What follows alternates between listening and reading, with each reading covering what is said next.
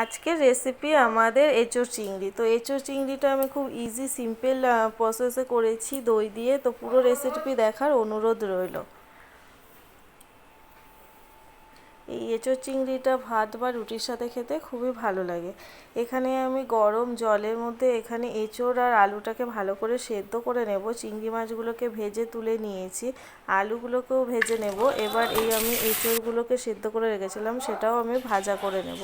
এবার এই তেলটার মধ্যে জিরে ফোড়ন, গোটা গরম মশলা ফোড়ন দিয়ে দিলাম। এবার এখানে পেঁয়াজ, আদা, রসুন, টমেটো সব মশলাগুলো দিয়ে ভালো করে পেস্ট করে দিয়ে দিয়েছি। এখানে দিয়ে দিচ্ছি স্বাদ মতো নুন, চিনি, হলুদ, কাশ্মীরি লঙ্কার গুঁড়ো, একটু টক দই, গোটা কাঁচা লঙ্কা দিয়ে ভালো করে মশলাটা কষিয়ে নিয়ে এখানে এঁচোড় চিংড়িটা দিয়ে ভালো করে কষিয়ে দিয়েছি। এখানে দিয়ে দিয়েছি অল্প করে জিরে ধনে গুঁড়ো আর গোলমরিচ গুঁড়ো দিয়ে ভালো করে কষিয়ে নিয়ে এখানে জল দিয়ে দিয়েছিলাম।